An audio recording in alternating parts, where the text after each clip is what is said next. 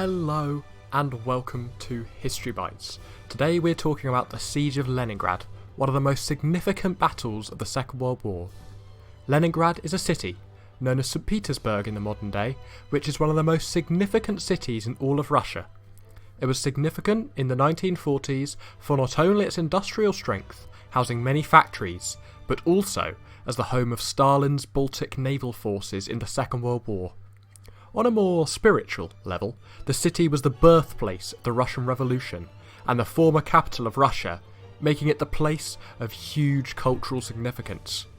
The siege from Nazi Germany began on the 8th of September 1941, when Leningrad was cut off from the rest of the Soviet Union. Despite a small route being opened to the city on the 18th of January 1943, the siege was only relieved fully on the 27th of January 1944, making the siege a whopping 872 days. The man the Germans put in charge of taking over Leningrad was, apologies for my bad pronunciation, General Feldmarschall Wilhelm Josef Franz Ritter von Lieb with Army Group North. He gained respect from the German army after proving himself on the Eastern Front in the First World War and later in the Second World War in Belgium and France with Germany's invasion of the countries. Hitler's plan. Hitler wanted to invade Leningrad as part of Operation Barbarossa, the German invasion of the Soviet Union. Hitler wanted to raze the city to the ground and give lands to the north of the river Neva to the Finnish. In von Lieb's initial push north towards Leningrad, he had support of the 4th Panzer Group, but it was recalled to help with Fyodor von Bock's push to Moscow further south. This was costly, as the tanks had proved invaluable in taking Ostrov and Pskov as the Soviet army retreated to Leningrad. Siege positions were reached by the Germans in the Gulf of Finland and all the way to Lake Ladoga, cutting off Leningrad and providing a front to the north that the more poorly equipped Finns could better defend. Without armoured support, however, von Lieb was left with an infantry encirclement of Leningrad, with the Finns taking almost an entirely defensive position to the north. The overall plan was to cut Leningrad off from supplies and to starve the city into submission. The Germans predicted it would only take a few weeks. The Soviet reaction. The Soviets knew the importance of evacuating civilians due to the ferocity of the Nazi soldiers and ideology, as well as the proximity of civilians to the fighting, with fighting being constant around the city. As many as 1,743,000 refugees, including 414,000 children, were evacuated between the 29th of June 1941 and the 31st of March 1943, according to infamous Soviet General Georgy Zhukov, the commander in charge of Leningrad's defence.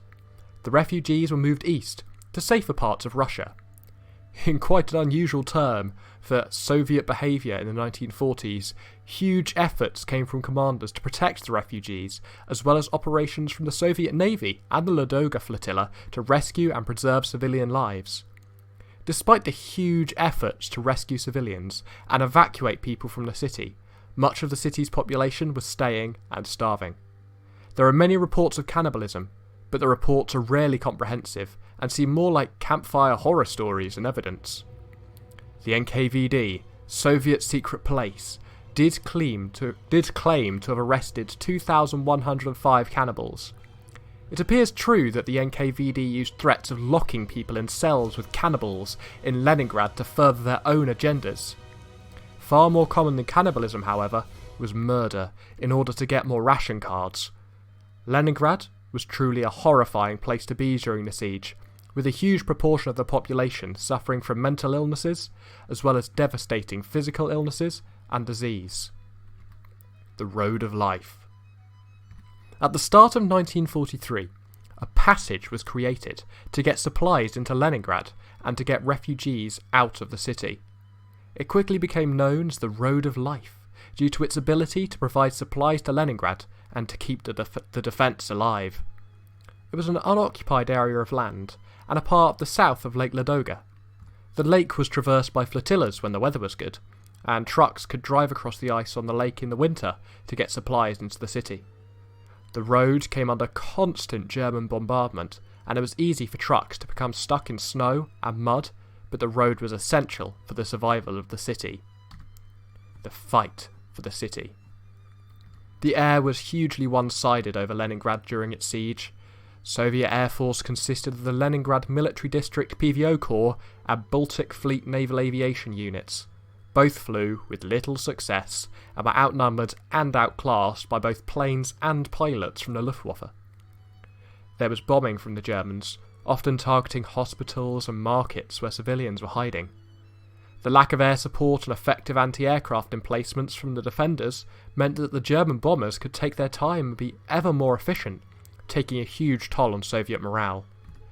Artillery barrages were continued throughout the whole siege from the Germans, with an influx of new equipment in 1942, allowing the Germans to strike with new vigour, decimating Soviet defensive positions and morale. Many hospitals, schools, places of religion and factories were destroyed by bombing and shelling from the Germans, and the Wehrmacht looted and destroyed many places of cultural significance under orders from High Command and Hitler himself, such as the Catherine and Petrov palaces. There were 3 significant offences in relieving the siege of the city. The Sinyavino offensive was an attempt from the 2nd and 8th Shock Armies of the Soviet Union to join the front and break the German blockade in the autumn of 1942. Coincidentally, at the same time, the Germans were planning an offensive, Operation Northern Lights, to capture the city. The Germans were forced to redirect troops to defend after the Shock Armies preemptively attacked. After a number of foolish mistakes by the 2nd Shock Army, the Soviet attack was halted. Due to poor logistics and a lack of planning, the Germans also halted their offence, however. The battle saw the first use of the notorious Tiger tank, however it had a limited effectiveness. The second relief attempt by the Soviets was Operation Iskra.